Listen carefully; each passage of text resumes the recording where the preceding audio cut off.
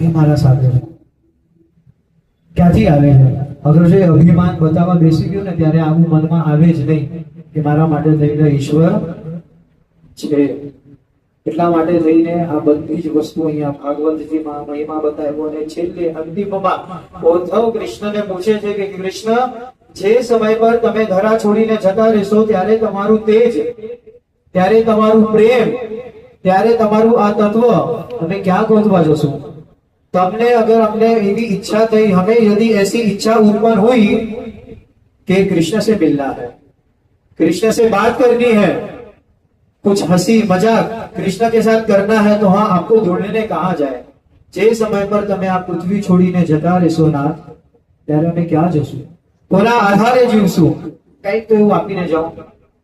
જો ભાગવતના અંદર જ આ બધા પ્રસંગો આવે છે. જ્યારે કૃષ્ણ વૃંદાવન છોડીને મથુરા તરફ જાય છે કંસનો વધ કરવા માટે, ત્યારે ગોપીઓને યજે છે, ભાઈ તું ના જા, આટલો પ્રેમ કર્યો છે. ત્યારે શું આપે છે? આજે મારી વાસળી રાખો તમે, આ હું જ છું.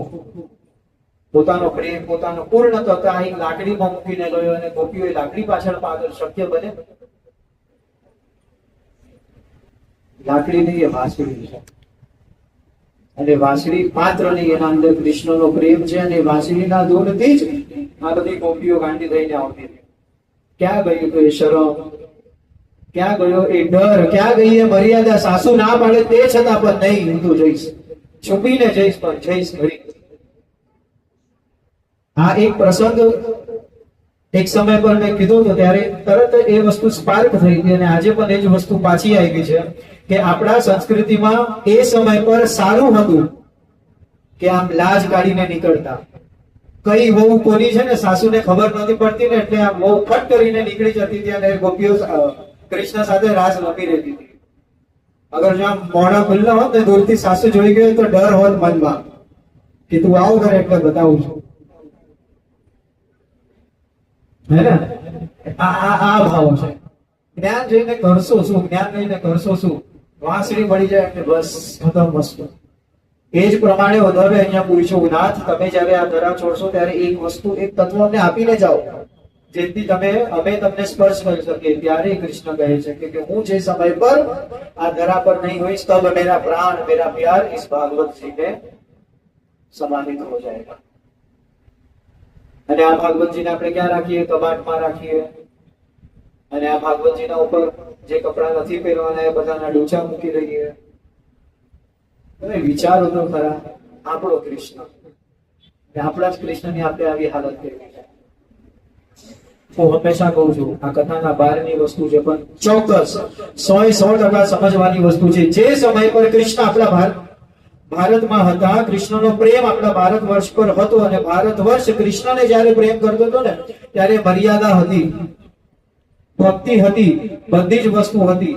પણ આપણે કૃષ્ણને પોતાથી દૂર કર્યો અને આપણે કીધું, ભાઈ તું લંડન જતો રહે, ભાઈ તું અમેરિકા જતો રહે. અને શું કર? આજે આપણે બધા જોઈએ છે, રશિયા, લંડન, અમેરિકા, બધી જ જગ્યા પર ઇસ્કોને કઈ ધૂમ મચાવી છે. બધા રસ્તા પર ભજન કરે છે. શરમ એ લોકોને નહીં હે. હું તો એ કહીશ કે આજથી 50 વર્ષ પહેલા બહાર ગામની સ્ત્રીઓ કપડા ક્યાં સુધી પહેરતા? અહીંયા સુધી.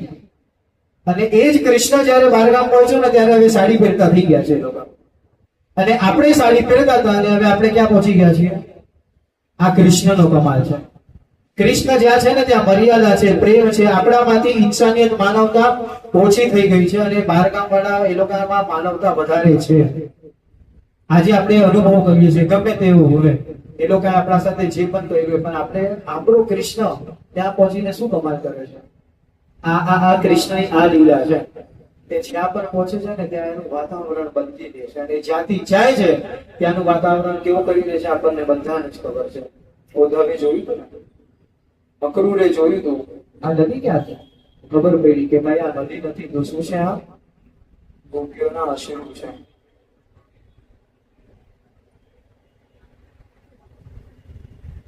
આટલી પુણ્યશાળી આ ભાગવત છે, અને આ જ ભાગવતના બલથી, આના જ શ્લોકોના બલથી ભક્તિ પણ પાછી નવયુવાન થાય છે, જ્ઞાન અને વૈરાગ્ય પણ પાછા નવયુવાન બને છે.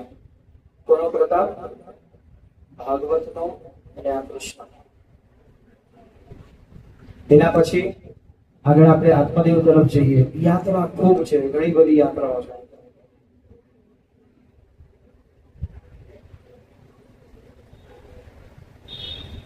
જ્ઞાન, મારું જ્ઞાન, મારું કર્તવ્ય, વ્યાસપીઠની મર્યાદા, સમયની મર્યાદા, આ બધા જ લક્ષણો એક તરફ. અત્યારે હું જે અનુભવ કરું છું ને એની વાત કરું છું. અને કૃષ્ણ એક તરફ. કૃષ્ણ એ અનુમતિ આપતો જ નથી કે ભાઈ તું આગળ વધ. ક્યાંથી વધુ નથી નીકળતું. અંદાજ મેં પ્રદીપ શાસ્ત્રીને કીધું પાછળ કે ભાઈ ખબર નહીં ભાગવત કરવાનું મન નથી થતું.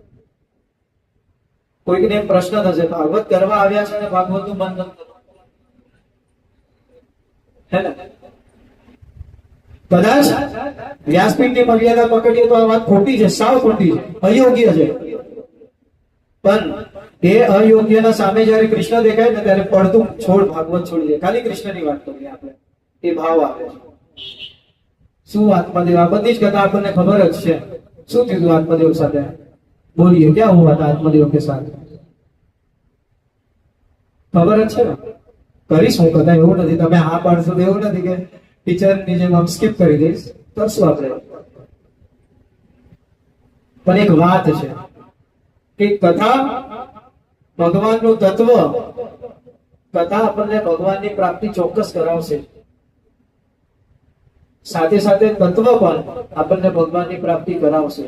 पर खाली एक क्षण के लिए ये सोचिए कि यदि महाभारत के युद्ध में अर्जुन के साथ स्वयं कृष्ण उसके सारथी स्वरूप में थे तो गीता की क्या जरूरत थी? પોતે કૃષ્ણ હતા, આટલી અક્ષયોની સેના સામે ઉભી હોય તે છતાં અર્જુનને કે ભાઈ તું યુદ્ધ કર. કૃષ્ણ ધારો તો કે ભાઈ તું બેસી જા, હું એક પ્રકારો કરું છું, બધા જ ખતમ કરી. નહીં, અર્જુનને બધું જ જ્ઞાન આપ્યું છે. આવીતા લડ, પોતાના મન પર આવીતા સંયમ કર, સામે કોણ છે બધી જ વસ્તુ તો જા, બધું જ જ્ઞાન ગીતામાં આપ્યું. કેમ? આજ ફરક છે. કથા છે પણ જ્યાર સુધી એ કથાના અંદરનું જ્ઞાન કૃષ્ણના માધ્યમથી આપણને નહીં મળશે પછી થશે શું ખબર છે? જ્યારે કૃષ્ણ નહીં હશે ને ત્યારે આપણે અપંગ બની જઈશું. કદાચ કૃષ્ણએ આખું યુદ્ધ પૂરું કરી દીધું હોય, બધું જ થઈ ગયું, પૂરા महाभारत का युद्ध समाप्त. किसने किया? कृष्ण ने किया. એના ગયા પછી અર્જુન શું કરે? કદાચ જીવનમાં કોઈ મુસીબત આવી ગઈ, ભૂલે ચૂકે, પણ કૃષ્ણ આવવાનો છે પ્રત્યક્ષ. એટલા માટે થઈને આપણા શાસ્ત્ર, આપણા સનાતન સંસ્કૃતિમાં ગુરુ બનાવવા મહત્વના કીધા છે. કારણ કે ગુરુ જ્ઞાન આપીને જતો રહેશે, ગુરુ કોઈ દિવસ ઉપયોગી નહીં બને. તમે ગુરુને ઘરે આવીને બોલાવશો, કોઈ પણ ટીચર, કોઈ પણ બાળક એના શિક્ષકને કહેશે કે ભાઈ બોર્ડમાં મારા સાથે મારા સેન્ટર પર આવજો અને તમે એક્ઝામ લખજો. ગુરુ કોઈને કામ લાગ્યો જ નથી. કામ શું લાગ્યું છે? ગુરુના માધ્યમથી મળેલું જ્ઞાન અને એ ગુરુના આશીર્વાદ. એ જ પ્રમાણે કૃષ્ણ હતો પણ એને કામ શું લાગ્યું? અર્જુનને કૃષ્ણનું જ્ઞાન, એની ગીતાનું જ્ઞાન કામ લાગ્યું. એટલા માટે થઈને કથાનો પણ આધાર લેવો પડે, ભગવાનનો પણ આધાર લેવો પડે, ભગવાનના જ્ઞાનનો પણ આધાર લેવો પડે. બધી જ વસ્તુનો આધાર આપણે લઈને સાથે ચાલશું. પણ છેલ્લે તો એ જ આવી જાય કે કૃષ્ણ એક એવું ચુંબક છે ને કે પોતાથી દૂર કરી જ ના શકે આપણને. આપણે ધારીએ તો પણ દૂર ના જઈ શકીએ, પણ સમય છે, જવું પડશે અને આપણે જોશું. આત્મદેવની કથા પણ આપણે શ્રવણ કરશું અને એ કથામાં એમ કે ઉત્તમ નામનું નગર, જોગભદ્રા નામનો કિનારો, દ્વિતીય ઇવ ભાસ્કર. શું ઉપમા આપી છે અહીંયા આત્મદેવને? द्वितीय इव भास्कर. कुछ ऐसा प्रतीत हो रहा है कि एक तो सूर्य है ही, पर साथ में बस उसी सूर्य के समान के तेज सा कोई दूसरा ब्राह्मण यहाँ पे है. એટલો તેજ કોનામાં?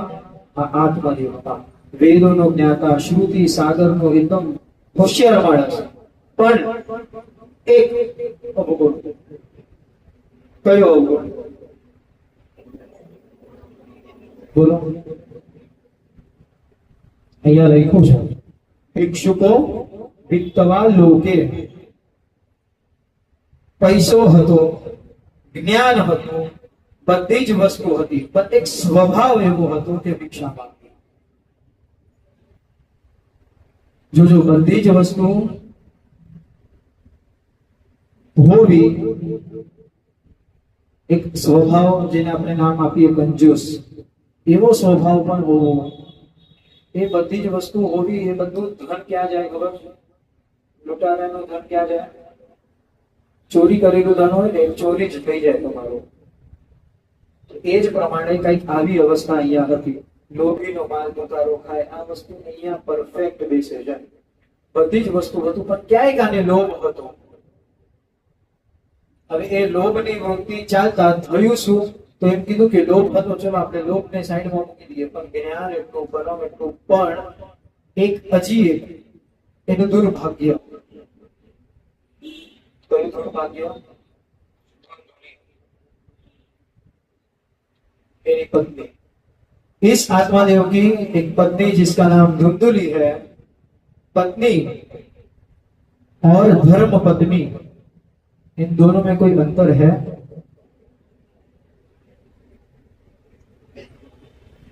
यदि हाँ तो क्या?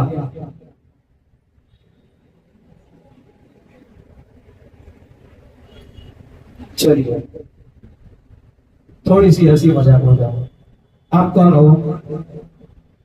किसी की पत्नी हो या धर्म पत्नी? ले कोई फर्क नहीं, તે છતાં પોતાના જાતને ધર્મ પત્ની કેવું છે. તો પત્ની આને કે क्या? પત્ની એટલે કે એ સ્ત્રી જે માત્ર પોતાનું વિચારે છે, પોતાના પતિ પાસેથી મળવા વાળી બધી જ વસ્તુઓ નો ભોગ પણ કરવો છે અને સાથે સાથે માત્ર પોતાનું પણ વિચારવું છે. અને એના સામે ધર્મપત્ની એટલે બધી જ સેવા પતિના ચરણોમાં, બધી જ વસ્તુ સાસુ માટે, સસરા માટે, બાળક માટે, ઘર માટે, સમાજ માટે બધી જ વસ્તુ કરે, પણ પોતા માટે કરવાનું ચૂકી જાય. આ ધર્મપત્ની. अब कहिए आप कौन हो? हमें हंसो छो केम? तो बस धुंधुली कुछ इस प्रकार की थी. धर्म पत्नी नहीं थी तो कौन थी? पत्नी. હવે બન્યું એવું કે એક સમયની વાત છે કે આત્મદેવને પરમ દુઃખ. હવે એ દુઃખ એવું કે ભાઈ પોતાનો સંતાન નથી, બધી જ વસ્તુ છે, પણ એ બધી વસ્તુ ભોગ કરી શકે એવો સંતાન મારા ઘરે નથી. આ સંતાનનું દુઃખ એટલું આજે એને થયું છે કે હવે એ વ્યક્તિ એમ વિચારે છે કે ભાઈ બધી જ વસ્તુ છોડી દઉં અને આજનો એક મહાન શબ્દ એટલે કે સુસાઇડ. હું જંગલમાં જતો રહું અને પોતાનો જીવ. બન્યું એવું અહીંયા કે જે સમય પર આવો નબળો વિચાર આવ્યો એને કે હાલો બધી જ વસ્તુ ત્યાગ કરીને, આને ત્યાગ તો ના જ કહેવાય, બોરખાંડી કહેવાય, કે પછી કદાચ કોઈ ઓપ્શન જ નથી એના પાસે, તો એક જ માર્ગ છે ભાઈ, અને એને એક માર્ગ પર ચાલવાનું નિર્ણય લીધું કે હું હાલો સુસાઇડ કરી લઉં. હવે બન્યું એવું કે એ વસ્તુ થઈ ગઈ, એના પછી આ વિચારથી ઘરને છોડી દીધું, બધી જ વસ્તુ છોડી દીધી, જંગલ તરફ પલાયન કર્યો છે. અને જંગલ તરફ જે સમય પર ગયો એ સમય પર એક વ્યક્તિ, એક સાધુ સજ્જન શ્રેષ્ઠ પુરુષ તપસ્વી વ્યક્તિ એને મળ્યા અને પૂછે છે કે બાળક બેટા તું ક્યાં જાય છે? તો કે હું મારા જીવને ખલાસ કરવા માટે જાઉં છું. તો કેમ? તો કે મારા ભાગ્યમાં સંતાન નથી. બસ આટલું? તારા જેવું તો સુખી બીજું કોઈ નહીં. तुझसे सुखी कोई और है ही नहीं. संतान नहीं, दुनियाની સૌથી મોટામાં મોટી ઉપાધિ તારી ગઈ. है ने? एक बाप को કેટલી કેટલી ઉપાધિ હોય એક બાપને, હોય કે ના હોય? બોલી દો. નો ડાઉટ એના દીકરા એના દીકરી માટે કરવા માટે થઈને એને હોશ, ઉત્સાહ, પ્રેમ હોય જ, પણ પોતાનું આખું જીવન આમ કહીએ ને કે પોતાના જીવન પર આમ તાળું મારી દેવું, અને એ તાળા માર્યા પછી બધા જ સમય પર, હર સમય પર લક્ષ્ય માત્ર ને માત્ર પોતાના સંતાન પર જ. એના માટે કમાવું, એના માટે કરવું, પોતાના ઈચ્છાઓનું હનન એના માટે થઈને કરવું. કરે છે કે નહીં આપણા બાપ?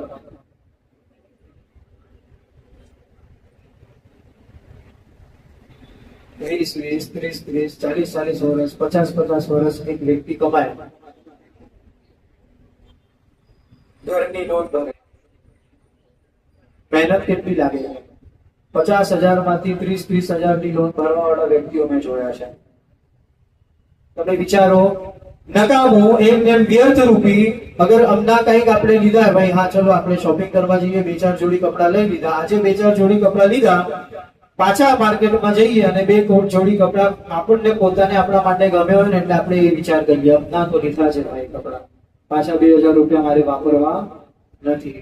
આ 2,000 રૂપિયા પોતા માટે વાપરવાનો આપણને જીગર નથી ચાલતો, અને 50,000 કમાઈને ઘરનો ખર્ચ, ખવડાવવું, પીવડાવવું, ભણાવવું, એના પછી 30,000 રૂપિયાની EMI ભરી ગયા, જીગર એક બાપમાં જ આવે. કોના માટે? પોતાની આવનારી પેઢીઓ માટે.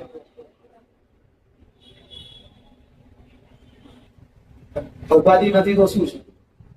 અને પછી એના જ પછી આપણા જીવનભરની કમાયા હોઈએ અને પછી એ જ સંતાન કદાચ આપણને વૃદ્ધાશ્રમની આ માંગણી બતાવી દઈએ એટલે બધા જ હિસાબો આપણા આંખ સામે આવે કે ના આવે? એ જે આપણને બેંક વાળાએ 40 વર્ષ પહેલા સમજાવ્યું હશે ને કે સાહેબ ઘર કરી લો તમારું, આ સ્કીમ છે, આટલું જ EMI આવશે, બધું જ કેલ્ક્યુલેશન સામે વૃદ્ધાશ્રમના આંગણે આપણને બધી જ કેલ્ક્યુલેશન ત્યારે આમ સામે બહાર આવતું.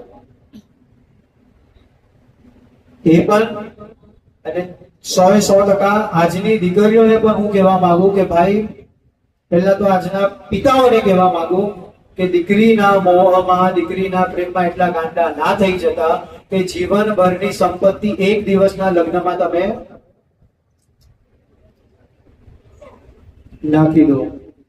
કારણ કે 5 કરોડના ખર્ચે લગ્ન કરેલી દીકરી પાછી નહીં આવે એની કોઈ ગેરંટી નથી. પણ એ જ દીકરીને દિવસની 5 મિનિટ આપીને સંસ્કાર આપ્યા હશે ને પછી એ 50,000 ના લગ્ન કરાવો ને સાહેબ તમે, એ દીકરી કોઈ દિવસ પાછી નહીં આવે. આપણે એ આઉટપુટ ખોટા રસ્તે આપીએ છીએ.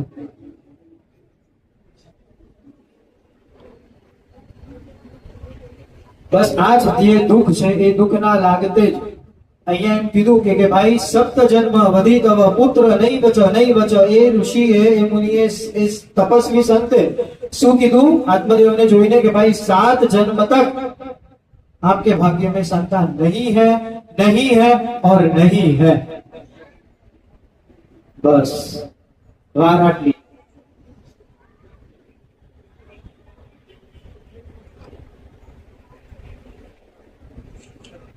આટલી જ વાર.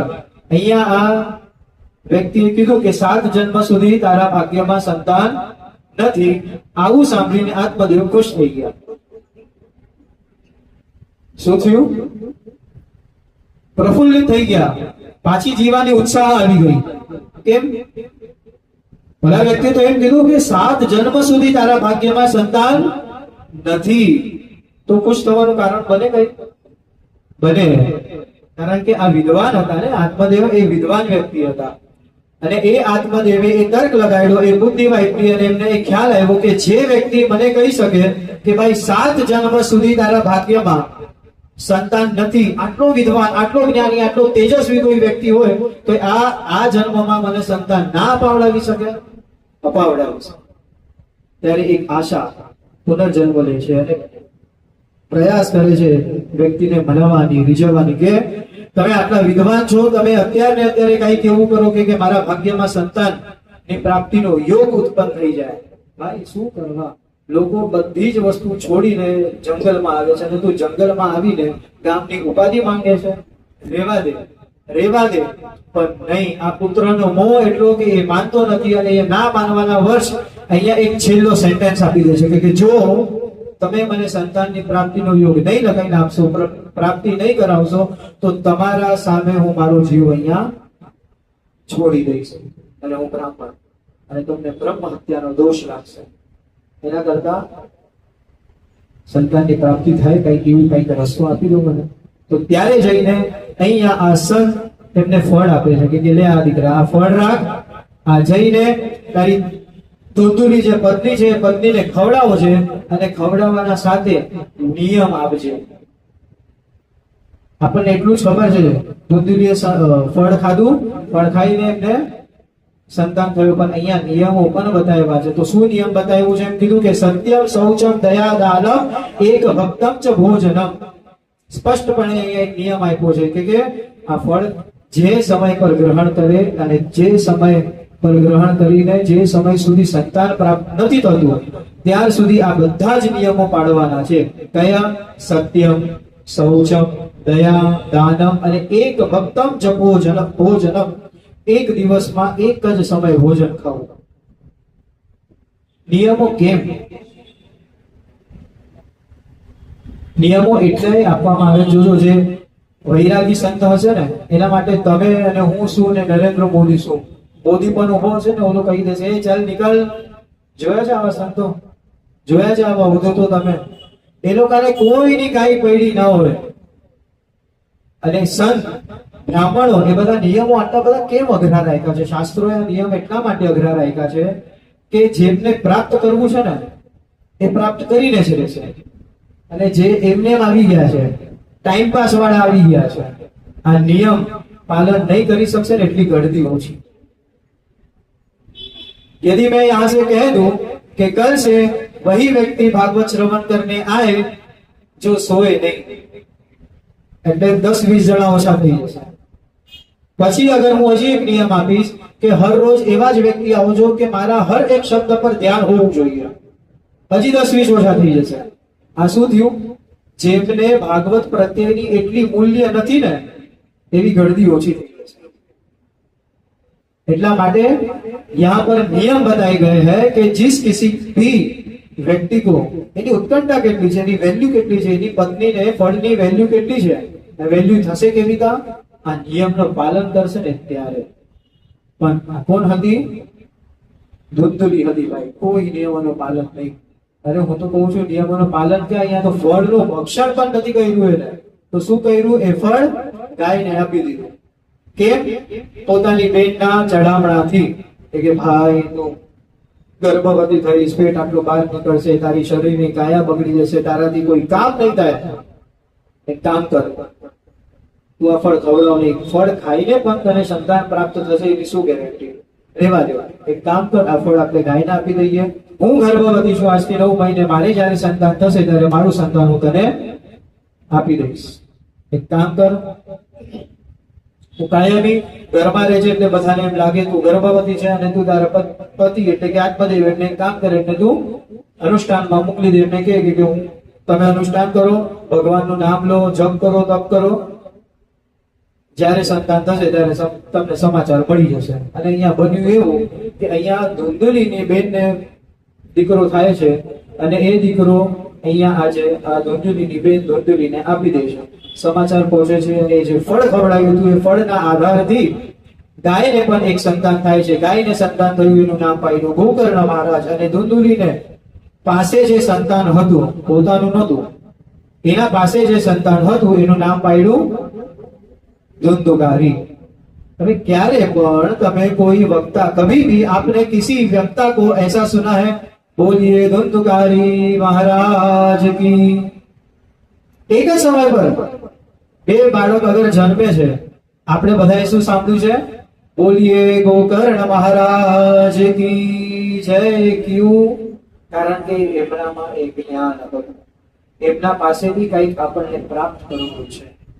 ધુંધુકારી પાસે કાંઈ જ એવું નથી કે આપણે એમના પાસેથી પ્રાપ્ત કરીને આપણે આપણા જીવનનો ઉદ્ધાર કરી શકીએ। ગોકર્ણ મહારાજ પાસે બધી જ એવી વસ્તુઓ છે। આત્મદેવને ખબર પડી, ઘરે આવ્યા, ગોકર્ણ મહારાજના દર્શન કરે છે, ધુંધુકારીને જોવે છે, અને આ બંનેને જોયા પછી ધુંધુલીને એમ કહે છે કે આપણે આપણા બંને સંતાનોને વિદ્યાપીઠમાં ભણાવવા માટે મોકલીએ। ત્યારે ધુંધુલી કહે છે કે ના, મને પુત્ર મોહ છે, હું મારા પુત્રને વિદ્યાપીઠમાં મોકલીશ નહીં, તમારે ગોકર્ણ મહારાજને મોકલવું હોય તો એમને મોકલો। ત્યારે આત્મદેવ ગોકર્ણને ભણવા મોકલે છે અને ધુંધુકારી રહ્યો અભણને અભણ। શાસ્ત્ર એમ કે છે ન સાક્ષરા ઇતિ રાક્ષસ, જે ભણેલો નથી એ કેવો છે? રાક્ષસ છે, અને આ ધંધુકારીની વૃત્તિ રાક્ષસ સમાન જ હતી. અને એ વધારે એમાં ચર્ચા નથી કરવી કે એ કેવો હતો, એને કેવા દુષ્કૃત્યો કર્યા, ગણિકાઓ સાથે એને પર સંબંધો બનાવ્યા, પોતાની જ માની હત્યા કરી દીધી. શું કરવા?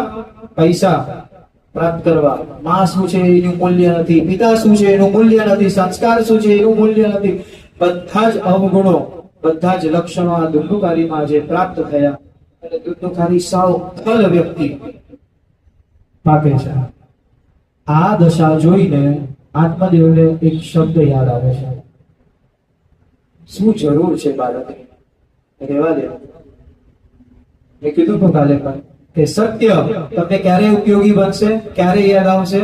જ્યારે તમે દુઃખી થઈ જશો, તમારા જ કૃત્યથી, તમારા જ કર્મોથી જ્યારે તમે દુઃખી થઈ જશો, ત્યારે તમને એ સત્ય વચન કોઈક સાધુના, કોઈક સજ્જન વ્યક્તિના, કોઈક વ્યાસપીઠથી કઈક શબ્દ સાંભળ્યા છે ને એ પાછા યાદ આવશે. અને આત્મદેવને પણ આજ પાછું યાદ આવ્યું કે ઓલા જે સંત જે કહેતા હતા ને એ સાચું કહેતા હતા કે પુત્ર મોહમાં કઈ રાખ્યું નથી. બસ જે પુત્રના મોહ માટે થઈને જંગલમાં ગયા હતા ને એ જ પુત્રથી કંટાળીને આજે પુનઃ એ નિશ્ચય કર્યો કે હવે હું મારા રસ્તે જતો રહું છું, ઈશ્વર સિવાય મારે બીજું કોઈ છે નહીં. હવે જે સમય પર એ જાય છે, સામે આવે છે ગોકર્ણ મહારાજ અને પૂછે છે, तात તમે ક્યાં જાઓ છો? ત્યારે ગોકર્ણ મહારાજ બધી જ કથા સવિસ્તાર, આત્મદેવ બધી જ કથા સવિસ્તાર ગોકર્ણને સંભળાવે છે.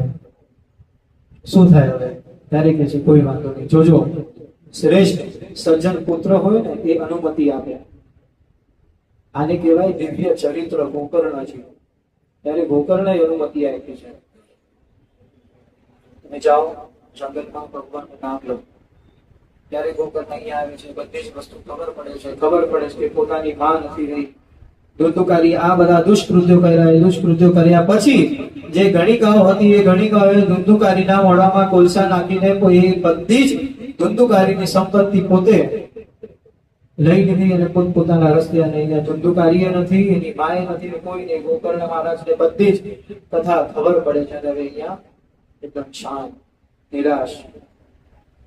પોતાના પિતા પણ ક્યાં ગયા? જંગલમાં. માં નથી, પોતાનો ભાઈ એમથી હાથ ગુમાવી દીધો. આજે આ ગોકર્ણ મહારાજ પાસે કોઈ જ નથી. તે છતાં પણ જવાબદારી કેટલી? પોતાના માને ઉત્તમ સ્થાન આપ્યું, મોક્ષ આપ્યો. પોતાનો ભાઈ ધુંધુકારી એને પણ પરમ ગતિએ પ્રાપ્ત થાય એના માટે થઈને કઈક સત્કાર્યો કરવા, તો એના માટે થઈને અસંખ્ય શ્રાદ્ધ કર્યા, બધી જ વસ્તુઓ કરી, પણ નહીં, કોઈ વસ્તુ ઉપયોગી બને નહીં. અહીંયા આ પ્રેત સ્વરૂપ ધુંધુકારી હર હંમેશ ગોકર્ણને સપનામાં આવે. ક્યારેક હાથીના રૂપમાં આવે, ક્યારેક ઘોડાના રૂપમાં આવે, ક્યારેક શ્વાનના રૂપમાં આવે, ક્યારેક પ્રેતના રૂપમાં આવે અને અહીંયા હસે, રુદન કરે, એવા એવા આલાપ વિલાપ કરે કે અહીંયા ગોકર્ણ મહારાજને કઈ થાય કે ધુંધુકારીને હું ઉત્તમ ગતિ કઈ રીતે પ્રાપ્ત કરાવું? આટલા બધા મેં કર્મો કર્યા, નારાયણ બલી કરી, પંચબલી કરી, ત્રિપિંડ શ્રાદ્ધ કર્યું, પણ હજી સુધી કોઈ નિર્ણય નહીં. ત્યારે આપણને બધાને પ્રશ્ન થાય ને કે મહારાજે તો ખાલી પૈસો લઈ લીધો. થાય? આપણે પણ કેટલી બધી વસ્તુઓ આપણા પિતૃઓ માટે, આપણા માટે, આપણા બાળકો માટે કરતા હોઈએ છીએ, પણ કદાચ રિઝલ્ટ ના મળે એટલે પહેલી આંગળી ક્યાં જાય? બોલો પ્રેમથી. હા, બોલવાનું એમાં શું ખોટું છે? આપણે કરીએ છીએ, થાય છે. કદાચ આપણી બુદ્ધિ એવી છે કે આપણું ધ્યાન એ જ તરફ જાય છે. અને અગર જો મહારાજ ઘરના છે, મહારાજ સારા છે, મહારાજે કઈક મસ્ત કઈક લોલીપોપ આપી દીધો કે ના એવું ના હોય, આમ ના હોય, તેમ હોય, તો બીજી આંગળી ક્યાં જાય? ભગવાન પર. એ તો મારું છે જ નહીં, એ તો મારું કોઈ કામ કરતો જ નથી.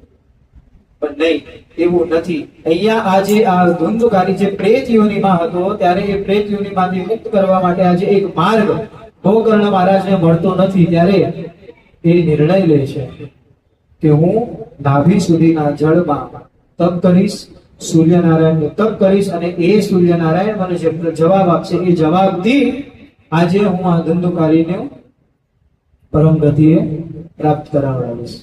જો પ્રેત, આપણને બધા આપણે વિચારીએ કે પ્રેત એટલે શું ને આ ને તે. પ્રેત બહુ જ ખરાબ દુઃખ છે. એક મનુષ્ય છીએ. આ મનુષ્ય છે, જ્યારે મનુષ્ય પોતાનું શરીર છોડી દે ત્યારે પ્રેત યોનિમાં જાય, અને પ્રેત યોનિમાંથી અગર સારા કર્મો કર્યા હોય, તમારા નીચેના જે પેઢી છે, તમારા દીકરા સંતાન એ બધાએ તમારા માટે કંઈક કર્યું હોય તો તમે ઉત્તમ ગતિએ પ્રાપ્ત થઈને પિતૃ યોનિમાં અહીંયા પહોંચો. એટલે આ યોનિ છોડી દીધી અને આ યોનિ મળી નથી, એટલે તમે વચ્ચેની યોનિમાં ભટકો છો, તો એને શું કહેવાય? પ્રેત યોનિ. હવે આ પ્રેત યોનિ કેવી છે? તો આ પ્રેત યોનિ એમ કીધું છે કે પ્રેત કેવો છે? તો પ્રેતમાં બધી જ ઇન્દ્રિયો જાગૃત છે. જે પ્રમાણે એક મનુષ્યના ઇન્દ્રિય શરીરમાં બધી ઇન્દ્રિયો જાગૃત હોય એ જ પ્રમાણે એની ઇન્દ્રિયો જાગૃત હોય, પણ દુઃખની વાત એ છે કે એનો ઉપભોગ ના કરી શકે. પ્રેત તમને જોઈ શકે, તમે શું ખાઓ છો એ જોઈ શકે, અને કદાચ એને એવું મન થયું કે આ મારે ખાવું છે તો એ તમને કહી ના શકે. તમે એને આપો તો પણ એ ગ્રહણ ના કરી શકે.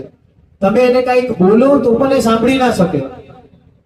બધી જ વસ્તુઓની ઈચ્છા થવી, પણ એ ઈચ્છાઓની પૂર્તિ માટે થઈને ઇન્દ્રિય શરીર એટલું સક્ષમ છે જ નહીં કે બધા ભોગ ભોગવી શકો.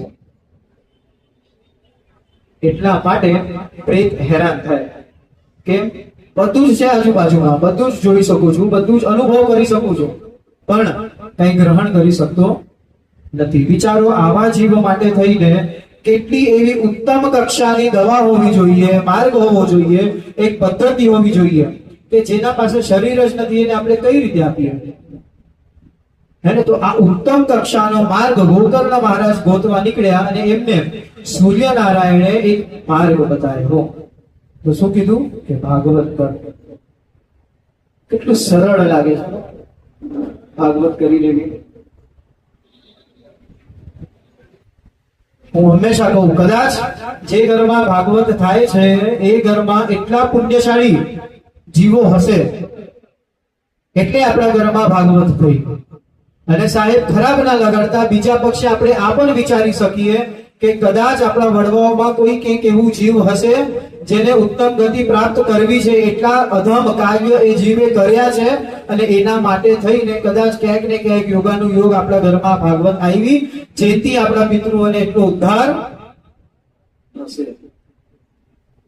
બંને પક્ષની વાત કરવાની, બંને પક્ષની વાત સમજવાની, કારણ કે કોઈ એવો પક્ષ છે જ નહીં જે ખોટો છે. આપણે છે કે આ પક્ષ મારા માન્યમાં છે અને આ પક્ષ મારા માન્યમાં નથી, એટલે આપણે જે માન્યમાં નથી ને એને આપણે ખોટું કહીએ છીએ. બાકી એ પણ માન્ય છે જ કુદરતને, બધી જ વસ્તુ. તો એના માટે અહીંયા કીધું સૂર્યનારાયણે માર્ગ આપ્યો. સૂર્યનારાયણ એટલે આદિત્ય નમસ્કારમ યે કુર્વંતે દિને દિને જન્માંતર સહસ્ત્રેષુ દારિદ્રમ લોપ જાયતે. 1000 વર્ષો, હજારો વર્ષોના દારિદ્ર દુઃખ અગર જો હોય ને તો એ સૂર્યનારાયણ લોપ કરી દે છે, આમ પલભરમાં ગાયબ કરી દે છે. હવે એ જ સૂર્યનારાયણે અહીંયા ભાગવતની सीधी भाषा में, सरल भाषा में, आज की भाषा में यदि कहूं तो एक प्रमोशन किया, ऐड की. क्या कहा कि हजारों हजार जन्म तक यदि किसी ने पाप किए हो तो भी इस भागवत से वो जीव, वो प्रेत मुक्त हो जाता है. बस बात आटली ज हती. दवा मळवानी वात हती. तरत ज निर्णय लई लीधो. गोकर्ण महाराजे अहींया वक्ता गोतवा मांड्या, पण वक्ता कोई श्रेष्ठ सज्जन वक्ता मळ्या ज नहीं, એટલા જ્ઞાની વક્તા મળ્યા જ નહીં. એટલે ગોકર્ણ મહારાજ સ્વયં જ્ઞાની હતા, એટલે નિર્ણય લીધો. શું નિર્ણય લીધો? એક બ્રાહ્મણને કીધું, ભાઈ સતત હું અહીંયા ભાગવત કરીશ, તમારે ભાગવતનું શ્રવણ કરવાનું છે. પોતે વ્યાસપીઠ પર બેઠા અને સામે એક બ્રાહ્મણ, બસ બીજું કોઈ નહીં. આ પરમ જ્ઞાન, આ ગતિ આપવાની જે આતુરતા હતી ને ગોકર્ણ મહારાજને, આપણે શું કરીએ? અરે ચલો ને, છોડો ને, કોઈક વ્યક્તિ સારો મળશે ત્યારે કરશું, ક્યારેક કરશું. હમણાં જ મારા ભાઈને ગતિ આપવી છે. તો તરત તત્ક્ષણાત એ જ ક્ષણ પર વ્યાસપીઠ ગોઠવી બેસીને બ્રાહ્મણને અહીંયા સંભળાવે છે. અને જેમ જેમ જેમ જેમ એક દિવસો વધતા ગયા તો એમ કહેવાય કે અહીંયા એ ધુંધુકારી, એ પ્રેત એક વાંસની લાકડીમાં બેસીને આખા 7 દિવસ સુધીની કથા શ્રવણ કરી છે. અને જેમ જેમ જેમ જેમ એક દિવસ આગળ વીતે છે ને એમ વાંસની લાકડીના એક ગાંઠ આમ ફાટતી જાય છે. એટલે આ 7 ગાંઠ ફાટવી એટલે વાંસની લાકડી, આ વાંસની લાકડી છોડી દો, હું તો કહું છું. વાસનાની ગાંઠ અગર જો ફાટે ને તો 7 દિવસમાં આપણી મુક્તિ ચોક્કસ. 7 જ ગાંઠ કેમ? 8 હોઈ શકતી હતી, 9 હોઈ શકતી હતી, 4 હોઈ શકતી હતી, 5 પણ હોઈ શકતી હતી. 7 જ ગાંઠ કેમ બતાવી? એમ કીધું છે કે અહીંયા આ આપણા શરીરના 7 શરીર છે. કયા કયા? તો એમ કીધું કે ભૌતિક શરીર, આકાશી શરીર, સૂક્ષ્મ શરીર, માનસ શરીર, આત્મા શરીર, બ્રહ્મ શરીર અને નિર્માણ શરીર. કેટલા શરીર થયા? આ 7 શરીર થયા. Physical body, etheric body, astral body, mental body, spiritual body, cosmic body અને બોડી લેસ બોડી એટલે કે પ્રેત. કીધું ને મેં, શરીર નથી પ્રેત પાસે. તો આ જે બોડી લેસ બોડી છે ને એને પણ મુક્તિ આપે અહીંયા ભાગવત. આ 7 ગાંઠ ફાટવી એટલે આપણા શરીરના અંદર જે 7 શરીરો છે એ 7 શરીરોનો આમ ભેદન કરીને આપણી આત્મા ક્યાં પહોંચે? ઉપર. અને 7 દોષો આ શરીરના છે: કામ, ક્રોધ, લોભ, મદ, મોહ, મત્સર અને અવિદ્યા. પહેલા દિવસે તમે ભાગવતની કથા સાંભળો એટલે કામ ફાટી જાય તમારામાંથી. જે 7 પહેલો દિવસ શરૂ થયો ને એ પહેલા દિવસ સુધી કદાચ એક કામ હોય કે યાર આટલી મોટી વ્યવસ્થા કરી છે, એક અપેક્ષા હોય, માણસો આવે તો સારું, મારું આ સારું થાય તો સારું, આમાંથી કંઈક મને સારું પ્રાપ્ત થાય તો સારું. આજની ભાષા, આજના યુગમાં તો કહીએ, કહેવામાં કોઈ ખોટું નથી, ભાગવત એક વેપાર થઈ ગયો છે. મોટા મોટા જેના પાસે સંપત્તિઓ છે એ ભાગવત કરાવે છે. અને શેના માટે કરાવે છે? જોશો તમે ડાયરાઓમાં જોઈએ, ભાગવત ના જ મંચ ઉપર કોઈક ડાયરાનો કલાકાર બેઠો હોય અને ત્યાં જ આમ પૈસા ઉડતા હોય અને બધા જ પૈસા બ્લેક ના વ્હાઈટ થઈ જાય. આ શું છે? આ કામ છે તમારો. એ ક્યાં હે? આ આપણી લાલચ છે, આપણો મોહ છે. પહેલા દિવસની કથા સાંભળો એટલે કામ નીકળી જાય. બીજા દિવસની કથા સાંભળો તો તમારા શરીરમાંથી, તમારા બુદ્ધિમાંથી ક્રોધ ફાટી જાય. સાહેબ, ક્રોધ નામની વસ્તુ શું છે આ ખબર પડે જ નહીં. કેમ? કારણ કે ધીમે ધીમે જ્ઞાન આપણને મળતું ગયું છે. ત્રીજા દિવસનો સત્ર સાંભળો, ત્રીજા દિવસની કથા સાંભળો એટલે લોભ વૃત્તિ સાવ એટલે કે સાવ મરી જાય. અને પછી ચોથા દિવસની કથા સાંભળો એટલે મોહ આપણા શરીરમાં હોય એ મોહ ફાટી જાય. અને મોહ ચોથા દિવસે કેમ ના ફાટે? જે દિવસે મોહન આવે એ દિવસે મોહ ફાટે નહીં? ફાટે ને? કયો મોહ ફાટે? જે XYZ જે દુનિયા હતી ને એના પ્રત્યે. શું આ કોણ છે? આ કોણ છે? આ કોણ છે? કાંઈ જ નથી ભાઈ, આ મારો લાલો આજે આવ્યો. આ જે મોહ છે ને એ ચોથા દિવસે ફાટી જાય છે. પાંચમા દિવસે મદ, આપણું અભિમાન ભગવાન ચૂર કરી નાખે. ક્યારે? પાંચમા દિવસની લીલા, ગોવર્ધન લીલા. જે સમય પર કૃષ્ણ ભગવાને ગિરિરાજજી ધારણ કર્યું એ જ સમય પર આપણા અંદરના બધા જ અભિમાન તૂટી જાય છે. ભાઈ, આ એક પાણીની બોટલ છે, આ એક બોટલ આમ ઉપાડી નથી શકતા આપણે. કેટલા કોષનો ડુંગરો છે ઉપાડી દીધો. પોતા માટે, પોતાનું બળ પ્રદર્શિત કરવા માટે ના, ભક્તોનું રક્ષણ કરવા માટે, લોકહિત માટે. પછી છઠ્ઠા દિવસ એટલે મત્સર છૂટી જાય. રૂક્ષ્મણીએ કીધું, ભાઈ તું પાછળ નહીં, મારા આગળ આવ. લોકોને આગળ રાખી, પોતે કૃષ્ણ પાછળ રહ્યો છે. કૃષ્ણ ધારક તો કહી શકે, અર્જુન તું રથ ચલાવ, હું મારું છું બધાને. નહીં, હું નીચલી કક્ષા પર રહું છું, મારો ભક્ત ઉપર હશે. એટલે રૂક્ષ્મણીને આગળ કર્યું, પાછળ તું રથ ચલાવતા રહે, બિંદાસ, જ્યાં લઈ જવું મને ત્યાં લઈ જા. જે મંડપમાં બેસાડીને મારા સાથે પરણવું એ મંડપમાં બેસીને પરણ, મને કોઈ વાંધો નથી. અને પછી સાતમા દિવસે જોઈએ તો અવિદ્યા આપણા શરીરમાંથી નીકળી જાય છે. કેમ? આટલું 7 દિવસ સુધી જ્ઞાન સાંભળ્યું હોય તો જે અજ્ઞાન, જે અવિદ્યા જે આપણે બેસાડી દીધી હતી આપણા મગજમાં, જાય નહીં, જાય. બસ આ 7 ગાંઠ ફાટવી એટલે આ જ છે. આ બધી જ વસ્તુ આપણને આ 7 દિવસમાં આપણે પ્રાપ્ત કરી શકીએ છીએ. પણ અગર જો કરવું હોય તો કઈ રીતે કરીએ એના ઘણા બધા સાધનો બતાવ્યા છે. આગળ વધીએ આપણે ભાગવતજીના પ્રથમ સ્કંદ તરફ.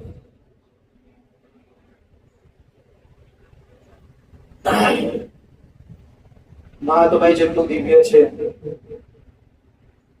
અમુક વાત, અમુક કથા, કૃષ્ણના અમુક ચરિત્રો સાંભળીને આપણી આંખ આમ થઈ ગયું થાય છે ને.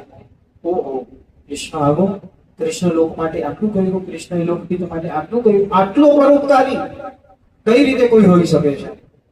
બસ આ જ કૃષ્ણના ચરિત્ર આપણે બધાએ હવે અંદર ભાગવતના અંદર જોવાના છે.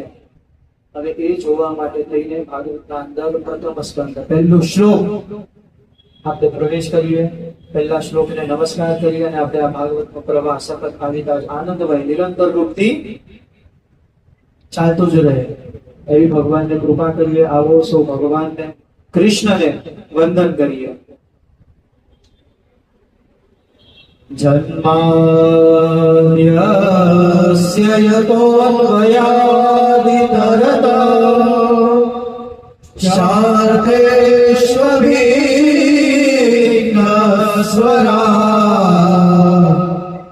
તેને બ્રહ્મહૃદાય આદિકવયે મોહયન્તિ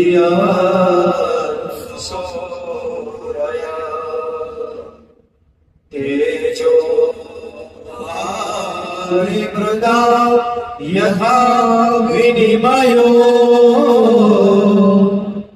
યત્ર ત્રિસહરો વૃષા ધામ્ના સ્વેન સદા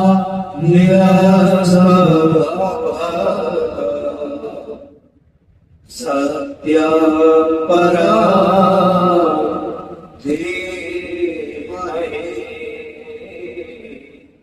સત્ય પરા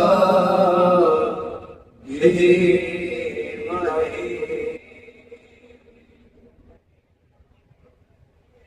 જોજો મહાત્મયમાં જે સમય પર આપણે બધાએ પ્રવેશ કર્યો ત્યારે શું હતું? કૃષ્ણાય વયમ નમઃ, હે ને? ત્યારે આપણે કૃષ્ણની લીલાઓ સાંભળી. હવે કૃષ્ણથી પણ હજી એક ઉપરનું એક તત્વ છે જેમાંથી કૃષ્ણની ઉત્પત્તિ થઈ છે. આપણે એના ચરિત્રો જોવાના છે. આપણે એ તત્વને સમજવાનું છે. એ તત્વ કોણ? સત્યમ પરમ ધીમહિ. અને તત્વ કેવું છે, કોણ છે, ક્યારે છે, વાસ ક્યાં છે? તો એમ કીધું કે જન્માદ્યસ્ય યતોન્વયાદિતરતઃ. ક્યારે છે? જન્મના આદિમાં એની ઉપસ્થિતિ છે, જન્મના મધ્યમાં એની ઉપસ્થિતિ છે, જન્મના અંતમાં એની ઉપસ્થિતિ છે. સીધા શબ્દોમાં અગર સમજીએ તો કૃષ્ણના હોવા પહેલા પણ કૃષ્ણ હતો અને કૃષ્ણ નથી એના પછી પણ કૃષ્ણ છે. બસ આવા આ તત્વની આપણે આગળ વાતો સાંભળવાની છે. કેટલું દિવ્ય ચરિત્ર, કેટલા દિવ્ય શ્લોકો છે આમાં.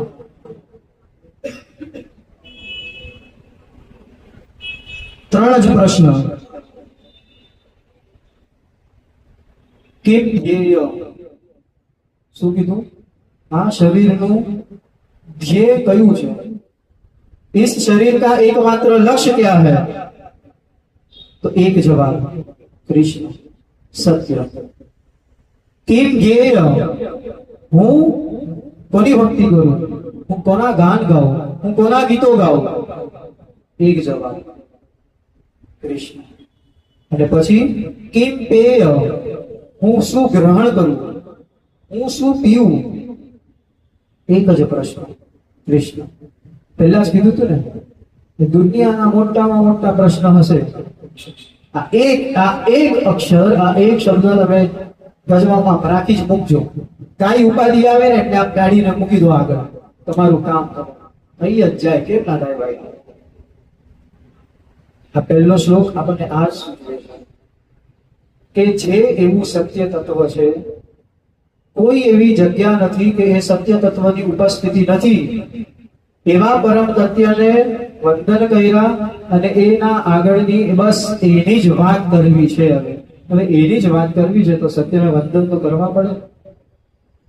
વંદન ક્યારે કરીએ? જ્યારે આપણે કોઈક વ્યક્તિને ઓળખીએ છીએ, જ્યારે એના ગુણ કયા છે, એના તત્વો કયા છે, એથી આપણે પ્રભાવિત થઈએ ને તો જ વંદન કરીએ.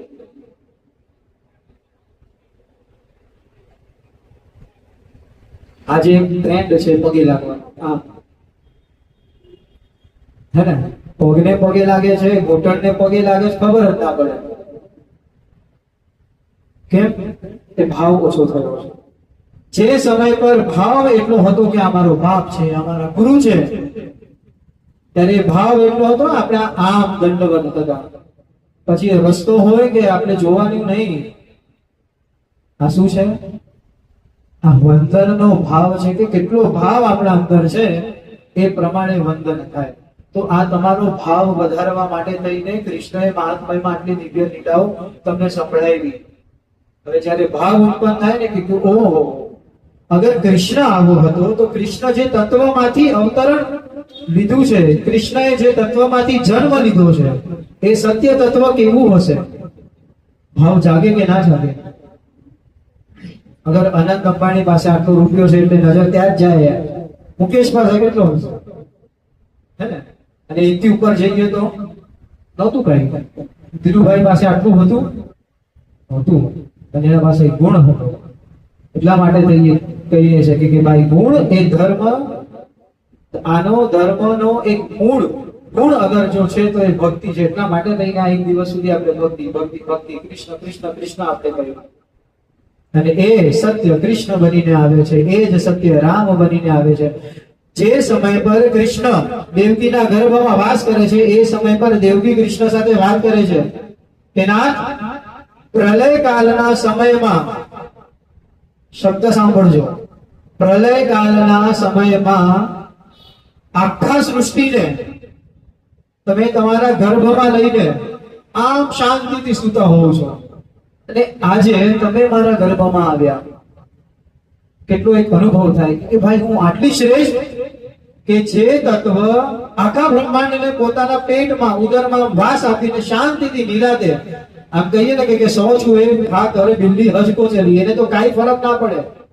એ જ પ્રમાણે આ વિષ્ણુને, આ સત્યને, આ કૃષ્ણને કોઈ ફરક નથી પડતો. આટલા સાત લોકોને પોતાના પેટમાં રાખીને તે છતાં પણ ભાઈ આમ ભલે નહીં મારું. ત્યારે દેવકીને બોલવું પડે કે ભાઈ આટલા બ્રહ્માંડોને તું રાખે છે અને આજે તું મારા ગર્ભમાં આવીને બેસી ગયો છે. નવાઈ લાગે.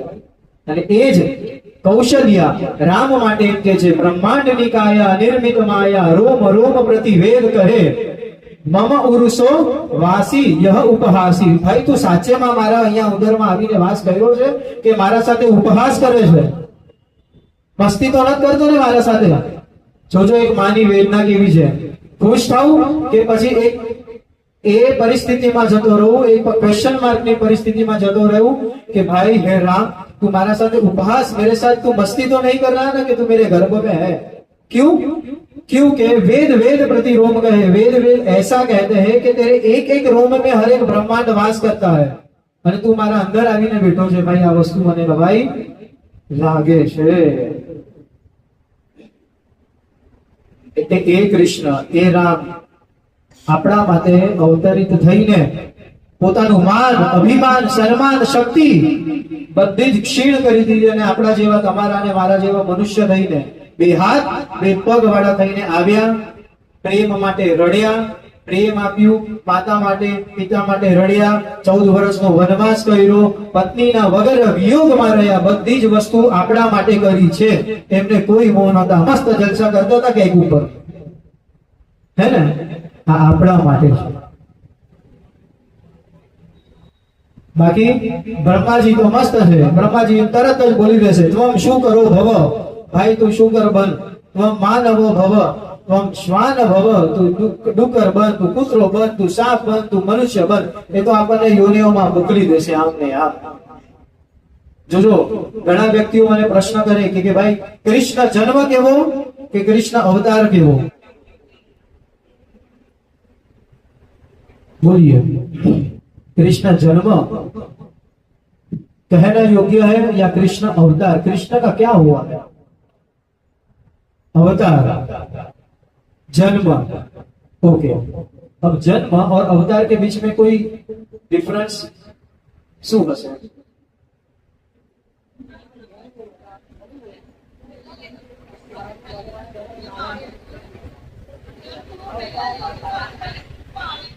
यस, પછી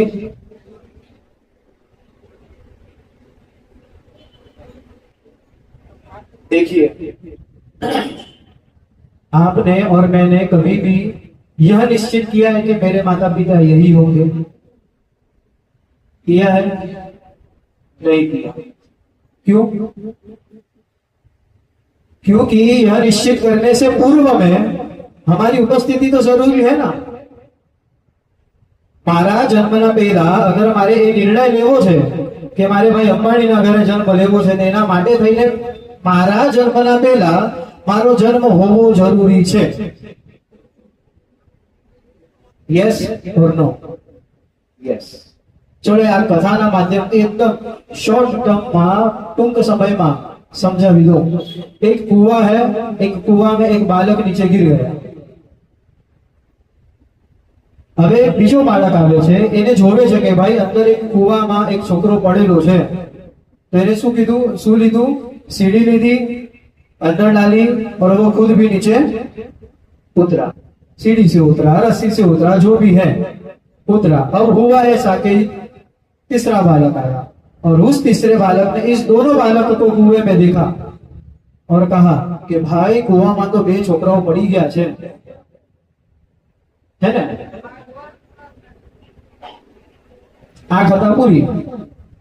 अब प्रश्न यह है कि इसमें से हमें समझा क्या? जन्म क्या और अवतार क्या? खबर पड़ी गई कि गयु आ बाउंस, है ना? जो जे पड़ी गयो ए जन्म अने जे उतर्यो ए अवतार। કેમ? કારણ કે એ પૂર્ણ પ્રયોજન સાથે નીચે ઉતર્યો તો કે ભાઈ મારે નીચે જવું છે, મારે આ કામ કરવું છે, એ બાળકને લેવું છે અને પાછું મારે ઉપર આવી જવું છે। એટલે જવાની વ્યવસ્થા પણ પોતે કરી, શું કાર્ય કરવા છે એની વ્યવસ્થા પણ પોતે કરી, અને પાછું યુ ટર્ન કેવી રીતે મારવાનું છે એની વ્યવસ્થા પણ એ પોતે કરી। એટલે જે તત્વ, जो तत्व जन्म से आदि में है और जन्म करने के बाद कौन से कार्य मुझे करने हैं, ये सब प्रयोजन लेके यदि कोई एक पर्टिकुलर जीव इस धरा में आता है तो उसे क्या कहा जाता है? अवतार। અને આપણે કાઈ વિચારી નથી આવ્યા કે શું કરવું છે, અને આવ્યા પછી પણ કાઈ વિચારતા નથી કે મારે શું કરવું છે। તો આ ઈશ્વર છે જેની આવી સત્તા છે અને જે આપણા માટે જન્મ લે છે। એટલા માટે થઈને આટલા બધા ઋષિ મુનિઓએ કૃષ્ણના ગુણગાન ગાયા છે। કાર્ય ઓછો નથી।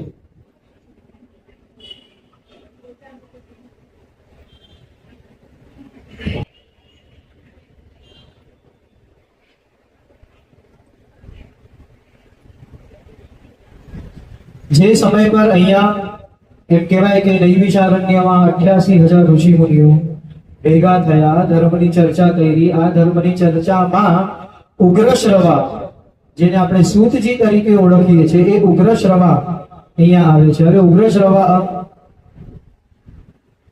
અને શૌનક, આ બંનેના વચ્ચેનો સંવાદ છે। શૌનક એટલે શૌનકસ્ય કુલપતિ, એટલે શૌનકજી કોણ હતા? કુલપતિ હતા।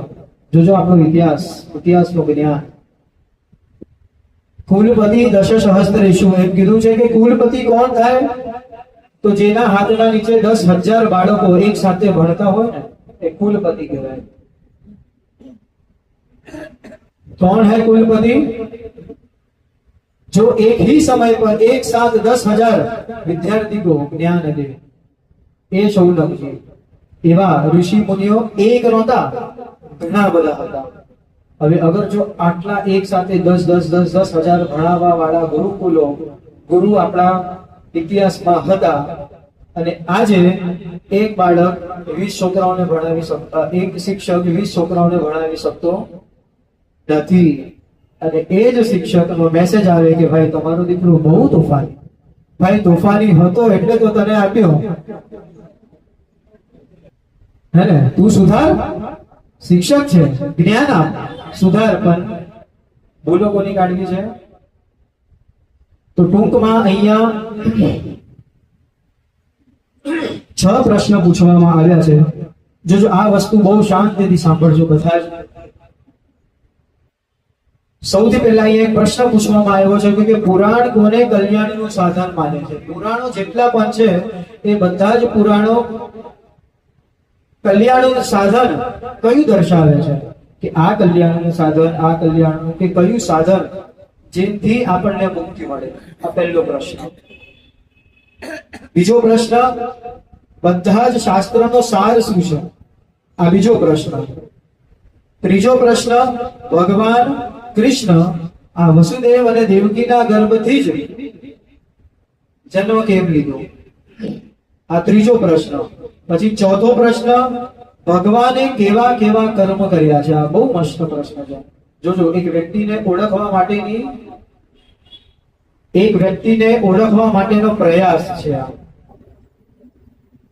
હજી આપણે તો દીકરીનું માગું નાખ્યું છે, દીકરાનું એક માગું આવ્યું એટલે પહેલો પ્રશ્ન થાય, છોકરો કેવો છે?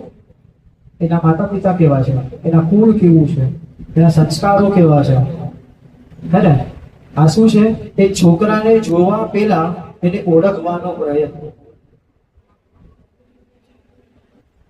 આજે તો એવા પ્રશ્ન પૂછાય છે નહીં. બહુ બેકાર સમય છે.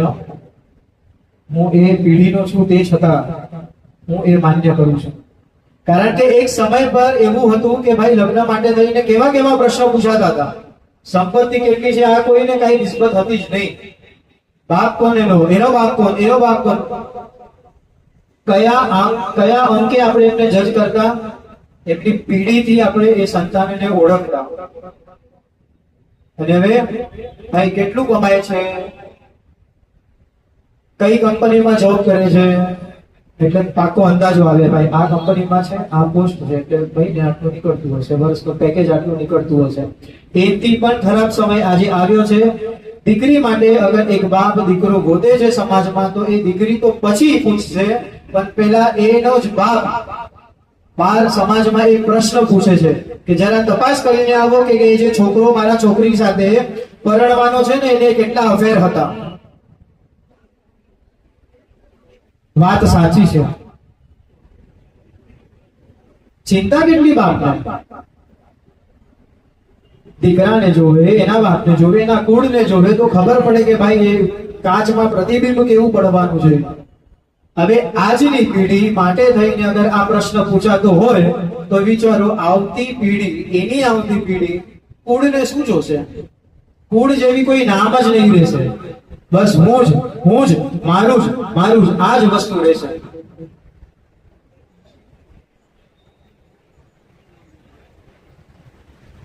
એના પછી 5મો પ્રશ્ન પૂછ્યો કે અનેક અવતારોનું પ્રયોજન શું? કૃષ્ણ ભગવાને આટલા બધા અવતાર લીધા, એનું પ્રયોજન શું છે? અને પછી છેલ્લે કૃષ્ણ સ્વધામ ગયા, એના પછી ધર્મ કોના આધારે ટક્યો રહ્યો? આ 6 પ્રશ્ન એટલે કે આખી ભાગવત.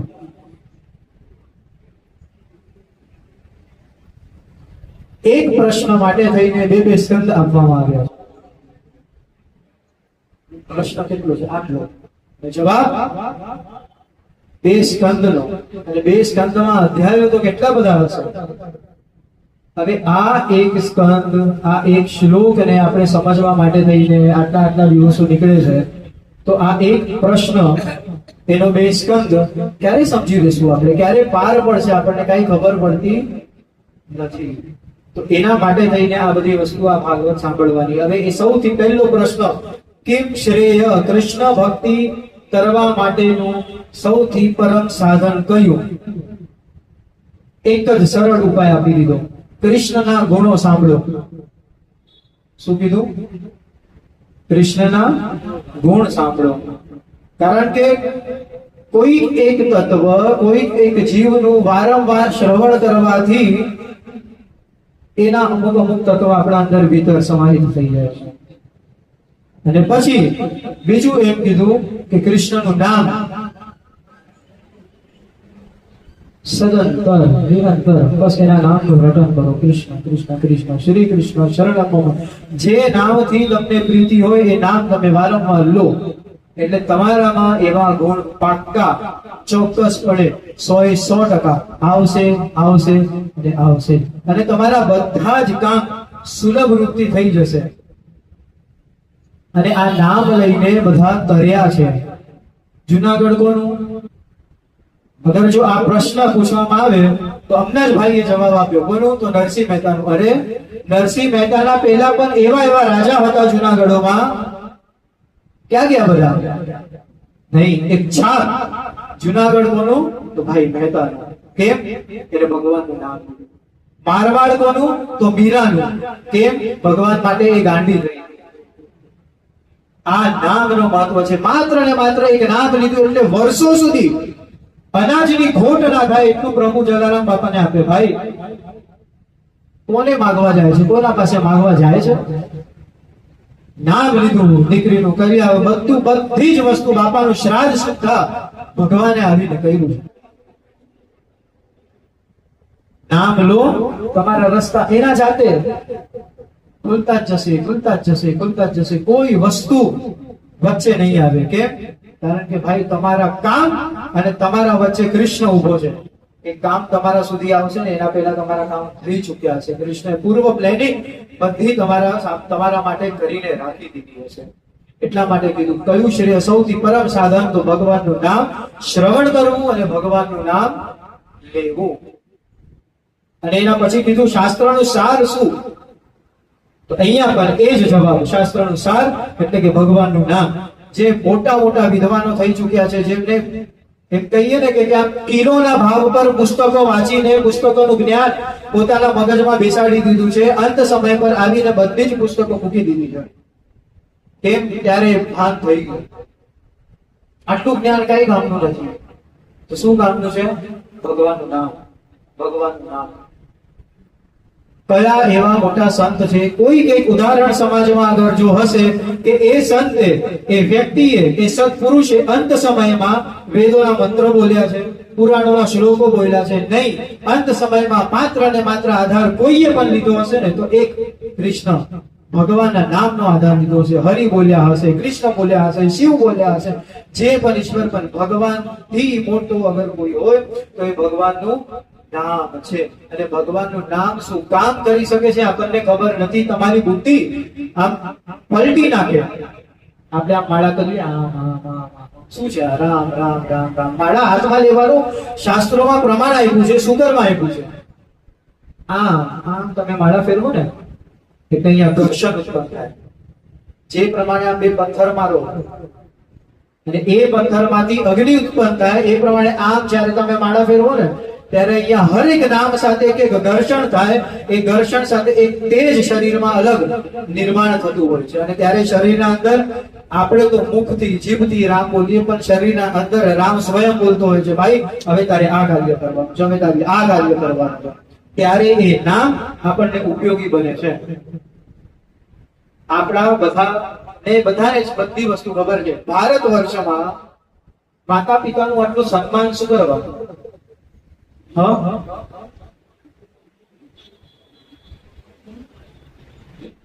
ભારત વર્ષમાં હર એક વ્યક્તિ પોતાના માતા પિતા પ્રત્યે આટલો આદર કેમ આપે છે? ગુરુ પ્રત્યે આટલો આદર કેમ આપે છે? ખાલી ભારતમાં જ છે આ વસ્તુ. તુંમાં ક્યાંય આદર દેખાતો નથી, પણ તમેમાં આદર દેખાય છે, આપમાં આદર દેખાય છે. હે ને? વાત સાચી કે ખોટી? આ જ વસ્તુ આદર, આપણાથી મોટાને આદર સન્માન આપવાનો ભાવ આવ્યો ક્યાંથી? કોઈએ શીખડાયું છે? નથી શીખડાયું. હું હજી પણ કહું છું, ભલે કળિયુગ હોય પણ આ સાક્ષી છે, અમારા અનુભવ છે કે ગમે તેટલો દુષ્ટ બાળક હશે ને, પણ કદાચ હું તો એમ કહું છું કે એકદમ બેકાર કર્મ કર્યા છે, પોતાના માતા પિતાને એને વૃદ્ધાશ્રમમાં મૂકી દીધું હશે, પણ એક સમય પર એને એના માતા પિતા માટે થઈને દુઃખ થશે અને થશે. આદર ઉત્પન્ન થશે અને થશે જ. કેમ? કારણ કે રામના નામનું મહત્વ છે. આપણે બધા રામ રામ બોલવા વાળા પેઢીઓમાંથી આવીએ છીએ, અને એ રામનું ગુણ હજી સુધી આપણા ડીએનએ માં ખરે છે, નીચે જશે જ હજી સુધી. વિચારો, આ એક તત્વ રામ, એ રામે પોતાના માતા પિતાનો એવો આદર કર્યો કે એનું નામ લઈને આપણા લોહીમાં, ભારત વર્ષમાં કોઈ એવો વ્યક્તિ નહીં હશે કે પોતાથી શ્રેષ્ઠ માતા પિતાનો આદર નહીં કરતો હશે. બીજે ક્યાંય આ પદ્ધતિ નથી. મમ્મી પપ્પાને પગે લાગવાની, ગુરુને પગે લાગવાની. બીજે તો એવી પદ્ધતિઓ છે કે મમ્મી સન્ડે માં તો તું આવતી જ નહીં મને મળવા. માતા પિતાને મળવું હોય તો જોજે, 1-2 મહિના પહેલા મને કહી રાખજે, એપોઇન્ટમેન્ટ લેજે, ત્યારે હું તને મળીશ. કેમ? ત્યાં રામ નહોતા, એટલા માટે એ અનાદર, એ આદર કઈ રીતે કરવો એ લોકોને નથી ખબર. એ આપણા લોહીમાં વસેલું છે. આ કામ રામનું નામ કરે છે. આપણી જે મનની દ્રઢતા છે ને, એ મનની દ્રઢતા અહીંયા આ કૃષ્ણ, આ રામ તોડી પણ દે છે અને પરિપક્વ પણ કરી દે છે.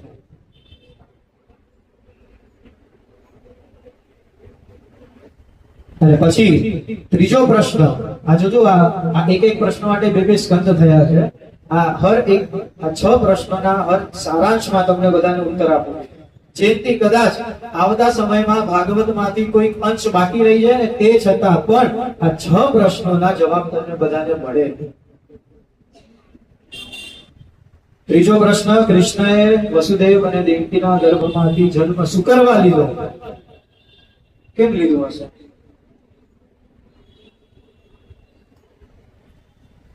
એમ કહેવાય કે વસુદેવ અને દેવકી એકદમ સત્વગુણ ના વ્યક્તિઓ હતા. આ બંને હવે ત્રણ જન્મો સુધી ભીખ માંગી છે કુદરત પાસેથી કે નાથ તમે મારા ઘરે, ભગવાન તમે મારા ઘરે પધારો, ભગવાન તમે મારા ઘરે પધારો. તમે વિચારો, આપણે કહીએ કે ભગવાન દયાળુ છે, ભગવાન દયાળુ છે, માનો છો? અગર જો દયાળુ હોત તો પહેલી જ પેઢીમાં, પહેલા જ જન્મમાં કૃષ્ણ પહોંચી ગયો હોત. જ્યાર સુધી તમારામાં એ પરિપક્વતા નથી આવતી કે તમે એ કૃષ્ણને તમારા ગર્ભમાં રાખી શકો, ત્યાર સુધી કૃષ્ણ નહીં આવે. એ પરિપક્વતા લાવવા માટે થઈને 3 જન્મ વસુદેવ અને દેવકીને લાગ્યા છે. આ સત્વ ગુણને ટોપ પ્રાયોરિટી પર લાગવું અને રજોગુણ અને તમોગુણ આને ભૂલી જવું. પોતાના સંતાનના પગ પકડીને કંસે આમ ફેંક્યા છે, એ છતાં પણ કંસનું કોઈ દિવસ ખરાબ આ વસુદેવ અને દેવકીએ નથી કીધું. આવા સત્વગુણ, આવા સત્વગુણ આપણા અંદર ભીતર હોવા જોઈએ, તો કૃષ્ણ આપણા ઘરે આવશે. જે વ્યક્તિનું સત્વગુણ ઉચ્ચ લેવલ પર હશે એ વ્યક્તિ યોગી બનશે, અને જે વ્યક્તિનો તમોગુણ સૌથી હાઈએસ્ટ હશે ને એ વ્યક્તિ ભોગી બનશે, અને જે વ્યક્તિનો રજોગુણ સૌથી હાઈએસ્ટ હશે એ ક્રોધી બનશે. યોગી, ભોગી અને ક્રોધી, આ 3 આપણને એક ઘરમાં જોવા મળે છે. વિભીષણ સતોગુણના પ્રતીક હતા, યોગી વ્યક્તિ હતા, હે ને? અને પછી અગર જો વાત કુંભકર્ણની કરીએ તો એમ થાય કે તમોગુણ કુંભકર્ણમાં સૌથી શ્રેષ્ઠ હતો, અને કુંભકર્ણ કેવો? તો ભોગી બન્યો. અને સાથે સાથે રજોગુણ સૌથી ઉચ્ચ લેવલમાં રાવણમાં હતો. રાવણ શું બન્યો? ક્રોધી બન્યો. જો આ બધી જ વસ્તુ કેટલી એકબીજાથી સંકળાયેલી છે. ખાલી કૃષ્ણને પકડવું છે તો બધી જ વસ્તુ મળી જશે, અને જો બધી જ વસ્તુ સમજવી છે, પકડવી છે, તો એના જાતે કૃષ્ણ મળી જશે. શું કરવું છે? સતોગુણને રાખવું છે, તમોગુણને રાખવું છે, રજોગુણને રાખવું છે? કાઢી દો શરીરમાંથી 2 ગુણ, માત્ર ને માત્ર એક સતોગુણ વસુદેવ અને દેવકી જેવી રીતે રાખશો ને તો ચોક્કસપણે તમારા ઘરે પણ કૃષ્ણની મૂર્તિ નહીં પણ કૃષ્ણ સ્વયં આવશે. પડ્યા છે વસુદેવ અને દેવકીને 3 પેઢીને, અરે 3 જન્મ થયા ને, ભલે ને 3 ના 10 જન્મ થાય, કૃષ્ણ કોને પોતાના સંતાન સ્વરૂપમાં નથી જોઈતો. એક વાર ના પાડો, ખાલી નથી જોઈતો. લાલચ, મોહ આવી વસ્તુનો હોવો જોઈએ, આવા તત્વનો હોવો જોઈએ કે નહીં ભલે ને મારા 10 જન્મ મારા ખાલી મારે સતત હરી ભગવાનનું જ નામ લેવું છે. એક દિવસ મળશે, એક દિવસ તો આવશે. આ એક દિવસની રાહમાં કેટલી ગોપીઓ તો ગઈ. નહીં મળ્યા હશે કૃષ્ણ એમને, મળ્યા હશે. કદાચ જ્યારે રાસ રમતા રમતા કદાચ કોઈ કે ગોપીને કૃષ્ણ નહીં મળ્યો હશે ને, ત્યારે એ જીવ, એ તત્વ, એ ચેતન આત્મા મીરા બનીને પાછી આવી અને એ કૃષ્ણ માટે રાસ રમી, કૃષ્ણ માટે ભજન કર્યા અને કેટલા જન્મોના પછી એ કૃષ્ણને મીરા અને મીરાને કૃષ્ણ મળી હશે. મળી ને? કોણ જાણે કૃષ્ણ મીરાના અંદર કઈ આત્મા હશે? ચોક્કસપણે હું એમ કહી શકીશ કે કોઈક એક પરમ ચેતન એવી ગોપી હશે, એની આત્મા મીરામાં હશે, એનું જ એ આત્મા હતું અને મીરાનો જન્મ મળ્યો, શરીર મળ્યું અને એ શરીરને સાર્થક કરી દીધું, પોતાના જીવનને સાર્થક કરી દીધું. અને આપણે બે તાળી પાડી ગયો તો એમાં શરમ આવે. કેમ? ઓલી જોઈ જશે ને એટલે ઓલી ત્રીજીને કહેશે, ઓ આ તો ભક્તિ આની થઈ ગઈ, બહુ મોટી ભગત થઈ ગઈ ભગવાન. ભગવાનની ભક્તિમાં શરમ, ભાઈ શું કરશો? ભગવાનને શરમ રહી ગયો તો આ દુષ્ટ આવો કર્મ કરવાનો છે, છોડ આને જન્મ આપવો જ નથી. તમારા પાસે છેલ્લી એક તક હતી ને, એ પણ જતી રહી. આ મનુષ્ય જન્મ છેલ્લી તક છે, સાંભળજો. 84 લાખ યોનિમાંથી આ મનુષ્ય જન્મ છેલ્લી તક છે ઉદ્ધાર કરવાનો. અને એના પછી ભગવાનના જન્મ કયા થયા, તો ભગવાનના જન્મ કયા થયા? ત્રીજા સ્કંદમાં આપણને બધાને બતાવ્યું ભગવાનના અનેક જન્મ છે, પણ એ અનેક જન્મમાંથી મુખ્ય રૂપના 24 અવતારો છે. શાસ્ત્રકારો, ભગવાનના ભક્તો એમ કહે કે 24 અવતાર બીજા ક્યાંય નહીં, પણ 24 અવતાર આપણા અંદર જ, આપણા ભીતર જ છે.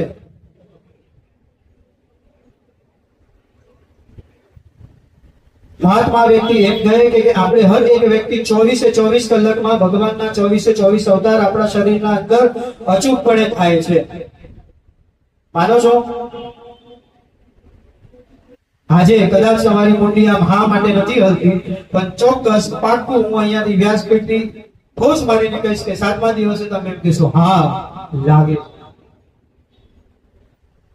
સાહેબ હજી અનુભવ નથી લીધો ને. અનુભવ કેવી વસ્તુનો લેવો જોઈએ? જ્યારે કોઈ કઈક વ્યક્તિ મદિરાનો ગ્લાસ પકડીને બેઠો હોય, એનો મિત્ર અહીંયા બેઠો હોય અને પૂછે, ભાઈ ये पीने से चढ़ती है, અને ઓલો પ્રેમથી કહે, હા તું પી, અનુભવ તો કર. આવા અનુભવની જરૂર આપણને નથી. કઈ વસ્તુનો અનુભવ કરવાનો છે? આ વસ્તુનો અનુભવ કરો કે દર 24 કલાકે 24 કલાકમાંથી હર એક કલાકમાં આપણા ભીતર ભગવાનનું 24 અવતારોનો જન્મ થાય છે. ક્યારેક કોઈક વ્યક્તિને આપણને જ્ઞાન આપવાનું મન થાય ને, એટલે સમજવું કે આપણા અંદર ઋષભદેવ પ્રગટી ગયા છે. ક્યારેક કોઈક વ્યક્તિને સારો માર્ગ સૂચવવાનું મન થાય એટલે એમ કહેજો, એમ સમજજો, એમ અનુભવ કરજો કે મારા અંદર નારદ પ્રગટી ગયો છે. આજે શું કાર્ય છે નારદજી? હે ને, બીજાને સાચો માર્ગ દોરવો. તમે પણ કરતા હશો તમારા જીવનમાં. તો જ્યારે પણ જે પણ સમય પર તમારા અંદર આ ભાવ જાગે કે હું લોકોને સારો માર્ગ દર્શાવું, ત્યારે એમ સમજો કે તમારા અંદર નારદનો જન્મ થયો છે. જ્યારે પણ એવો અનુભવ થાય કે હું મારું જીવન સંયમિત કરી દઉં, ત્યારે એમ સમજો કે તમારા અંદર કુર્મનો અવતાર થયો છે. જ્યારે તમને એવો અનુભવ થાય કે હું સતત કાર્યશીલ રહું સમાજ માટે, મારા વ્યક્તિઓ માટે, ત્યારે એમ સમજો કે મારા અંદર મત્સ્યનો અવતાર થયો છે. પાંચડી સતત કાર્યરત થાય છે, ક્યારે પણ એની આંખ બંધ રહેતી નથી. લીધા છે ને કૃષ્ણએ આ બધા અવતારો. અને આપણા સાથે પણ આવા અનુભવ થાય છે કે નથી થતા? થાય છે. ક્યારેક કોઈકને નિષ્કપટ, કોઈ પણ પાછું એમ કહીએ ને કે કોઈ પણ દ્વેષ, કોઈ પણ અપેક્ષા વગર અગર કોઈક વ્યક્તિને પ્રેમ કરવાનું મન થાય ને, તો સમજો તમારા અંદર કૃષ્ણ ઉત્પન્ન થઈ ગયું. તમારા ભીતર કૃષ્ણનો જન્મ થઈ ચૂક્યો છે. અને ક્યારે પણ એવું તમને અનુભવ થાય કે હર હંમેશ શાસ્ત્ર સંમત જીવન જીવવું છે, મર્યાદામાં જ રહીને જીવન જીવવું છે, ત્યારે વિચારજો તમારા અંદર રામ પ્રગટ્યો છે. ભગવાન બીજે ક્યાંય નથી. અરે હર એક કલાકે અગર ઈશ્વર આપણા અંદર રમતા હોય, અને તે છતાં પણ આપણે આમ શ્રાવણ મહિનામાં આમાં કરતા રમતા હોઈએ, વિચારો તો ખરા, જન્માષ્ટમી એ પત્તા રમવાનો દિવસ છે? કેટલું પવિત્ર શરીર છે તમારું.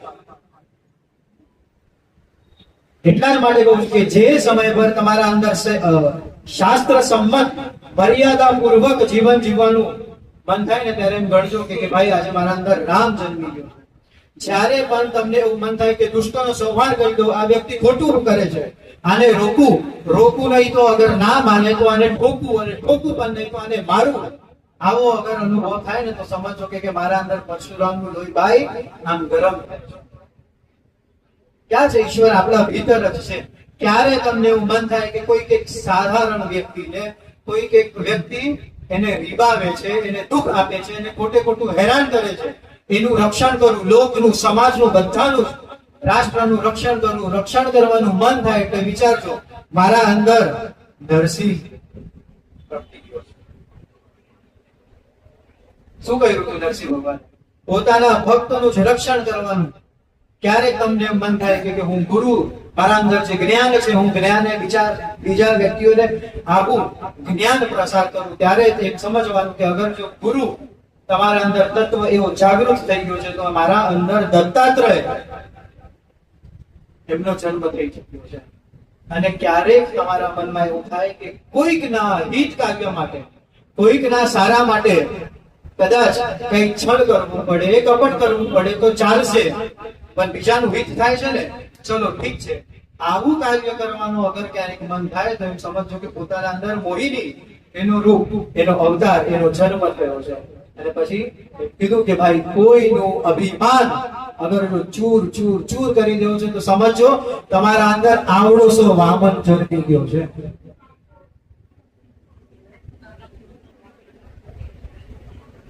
બોલો, કૃષ્ણ ઉત્સવ ક્યાં કરવો છે? અહીંયા બાર કે પછી અહીંયા? રામ જન્મોત્સવ ક્યાં કરવો છે? અહીંયા બાર કે પછી અહીંયા? સાહેબ, કેટલી શક્તિ આ શરીરમાં છે, કેટલી શક્તિ આપણા જ્ઞાનમાં છે, આ ભાગવતમાં કેટલી શક્તિ છે કે દર વ્યક્તિને, હર વ્યક્તિને કેટલો તક આપે છે. બન ભાઈ તું કૃષ્ણ બન, બન ભાઈ તું રામ બન, પરશુરામ, કોણ રોકે? પણ આપણે મનુષ્યથી પણ નીચે જાનવર બનવું છે. આ 24 અવતાર નું વર્ણન આપણને બતાવ્યું. અને પછી છેલ્લે દર્શાવ્યું, કીધું કે છેલ્લે અંત સમયમાં જ્યારે કૃષ્ણ ભગવાન આ ધરાને છોડી દે છે ત્યારે કૃષ્ણ ભગવાન પછી આ ધર્મ કોના આધાર પર ટક્યો?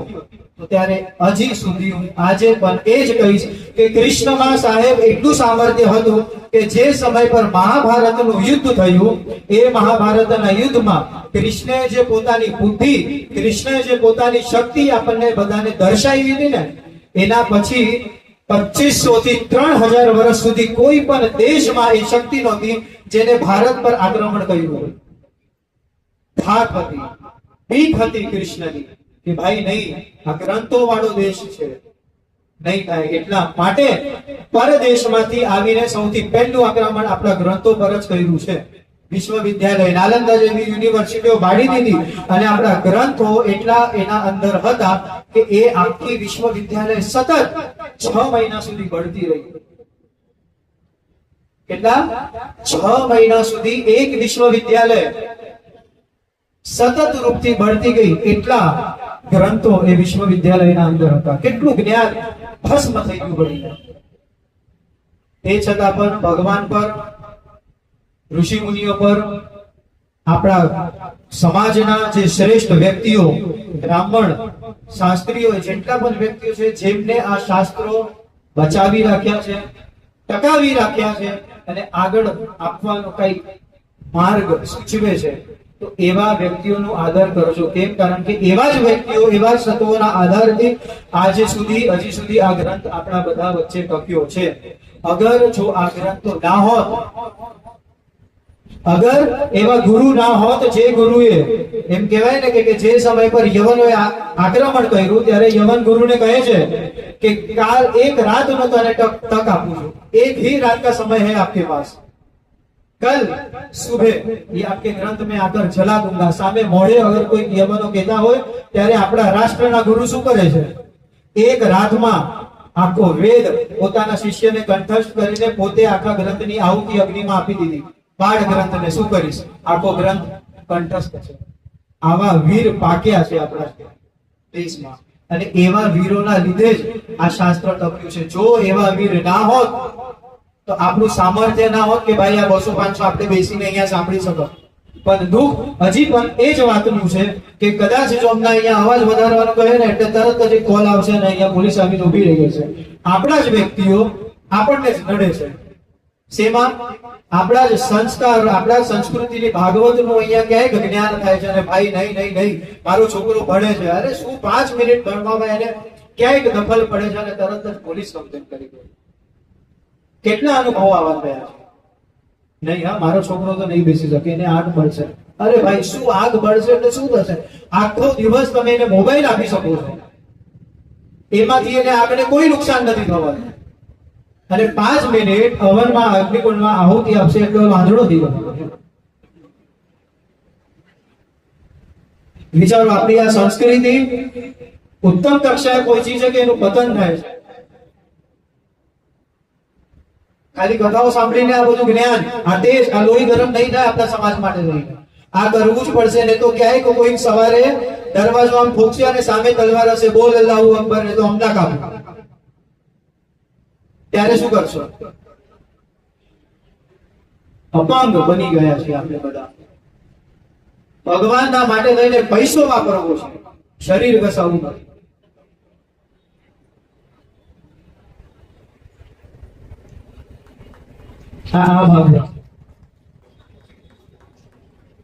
તાળીઓ નથી જોઈતી, કઈ તાળીઓ કમાવીને મારે ક્યાંય બીજી ઉપર ક્યાંય નથી લઈ જવી, પણ આ તાળીઓ જેના માટે પાડો છો, જે સમજાયું છે ને સતત કૃપયા પોતાના મગજમાં રાખો, એના માટે થઈને કાર્ય કરો.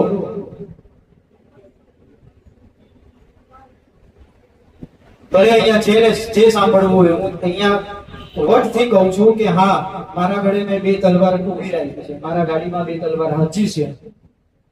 ક્યારે કોઈ આવી જાય, ડરવાની શું જરૂર છે? શું થશે? મરી જશે ને. અરે કૃષ્ણ બેઠો છે, મારા કામ અધૂરા રહી ગયા છે, પાછો નવો જન્મ આપશે. પણ આ જ જન્મમાં પંગુલ એટલે સાવ અપંગ, પગ તૂટી ગયા એવા કાર્ય કરો.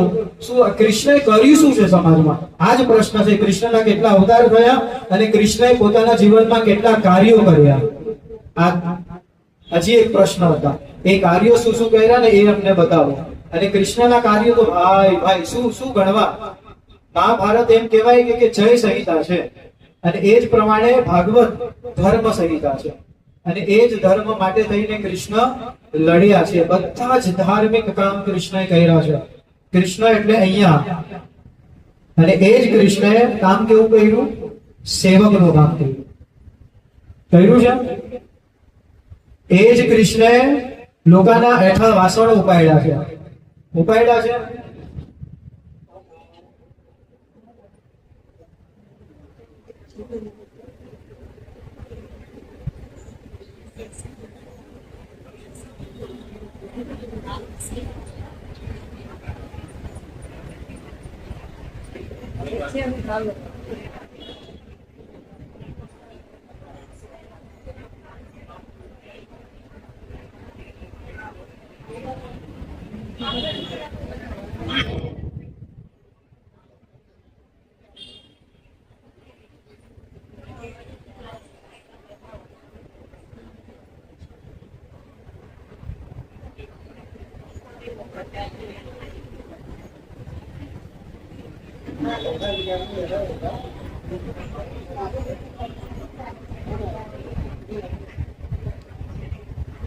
એટલે ટૂંકમાં આ ભાગવત એક ધર્મ ગ્રંથ છે. આના અંદર બધાના જ ધર્મ આપણને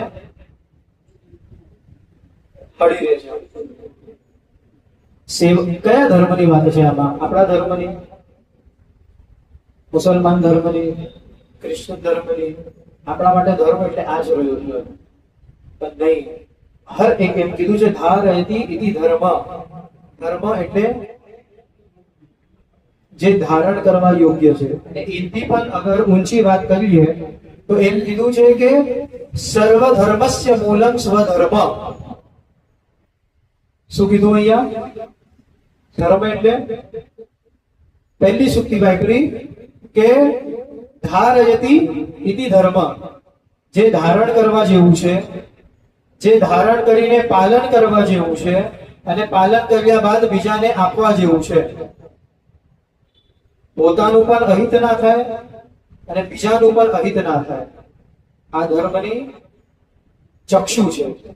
અને બીજું શું કીધું? સર્વ ધર્મસ્ય મૂલમ સ્વધર્મ, બધા જ ધર્મનું મૂળ શું છે? સ્વધર્મ, પોતાનો ધર્મ એટલે મારો ધર્મ.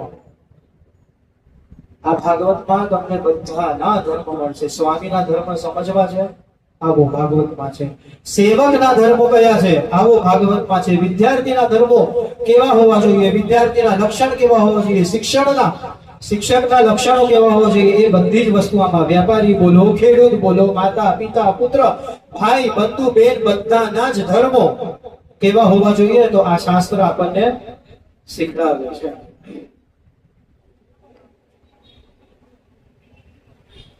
આટલી બધી વસ્તુઓ આમાં છે ને એટલા માટે જ. જોજો હું એક વસ્તુ તમને સમજાવું, થોડુંક આપણે થોડા નીચે આપણે બહુ વાતાવરણ ગંભીર થઈ ગયું હતું.